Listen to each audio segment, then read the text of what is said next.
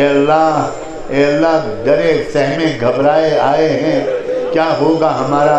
اے اللہ جب موت کا وقت آئے گا تو کیا ہوگا؟ اے اللہ جب موت کے فرشتے آئیں گے تو کیا ہوگا؟ جب روح قبض ہوگی تو کیا ہوگا؟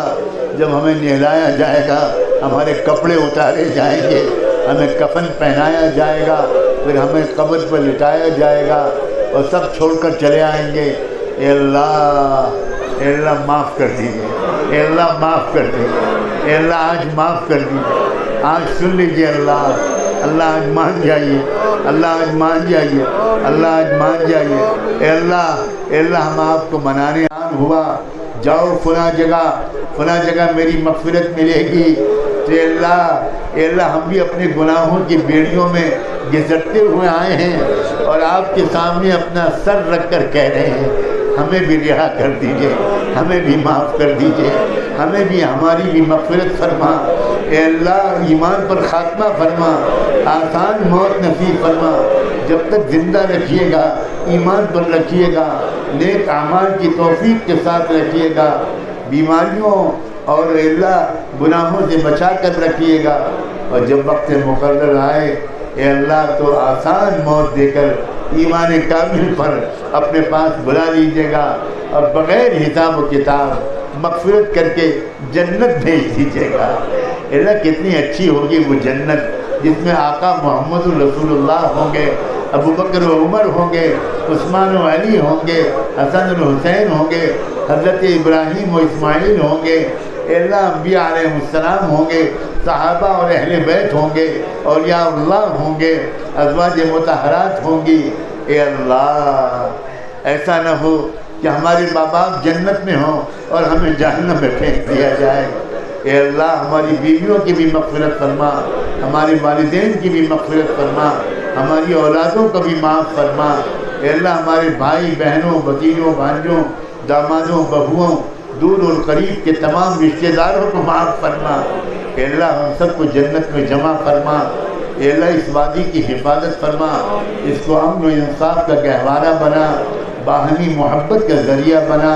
اے اللہ علماء اور دانشوروں کے درمیان اے اللہ باہم محبت اور تعاون کا ماحول بنا دیجیے، ایک دوسرے پر اعتراض کرنے کے بجائے ایک دوسرے کی کمیوں کو دور کرنا اور ایک دوسرے کو مضبوط کرنا۔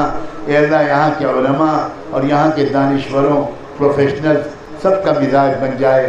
اے اللہ یہ عاجز و گنہگار جب بھی یہاں آتا ہے آپ جانتے ہیں کن امیدوں کے ساتھ آتا ہے۔ اے اللہ مجھے خالی ہاتھ واپس نہ لوٹا، مجھے خالی ہاتھ واپس نہ لوٹا، مجھے خالی ہاتھ واپس نہ لوٹا۔ چپے چپے میں اولیاء اللہ دفن ہیں، اے اللہ ان کی روحانیت کا کچھ حصہ عطا فرما، جو مانگا ہے وہ بھی عطا کر دیجئے، جو نہیں مانگ سکے وہ بھی عطا فرما۔ اے اللہ مسجد اقصیٰ کی حفاظت فرما، اس کی حفاظت کرنے والوں کی حفاظت فرما، ان کی غیبی مدد شامل حال فرما، غیبی مدد شامل حال فرما۔ اپنی قدرت کا تماشا دکھا دیجئے، ظالموں کے تکبر کو توڑ دیجئے، ان کے غرور اور گھمنڈ کو توڑ دیجئے۔ اے اللہ ان کو اپنی اوقات بتا دیجئے، ان کو اپنی اوقات بتا دیجئے۔ تمام شہداء اور رئیس الشہداء کو قبول فرما، رئیس الشہداء کو قبول فرما۔ اے اللہ ہمیں اے اللہ جیالوں کے راستے پر چلنے کی توفیق عطا فرما۔ اے اللہ ہم دل سے چاہتے ہیں کہ ہمارا ملک ترقی کرے، خوشحال بنے، مضبوط ہو، نیک نام ہو، ہر اعتبار سے اے اللہ ہمارے اپنے وطن کو بلندی کے مقام تک پہنچا، روحانی اعتبار سے بھی، اخلاقی اعتبار سے بھی، معاشی اور اقتصادی اعتبار سے بھی۔ اے اللہ اس ریاست کو خاص طور پر اپنی محبت کی نظر سے دیکھ لیجئے۔ اے اللہ سازشوں کو ناکام فرما۔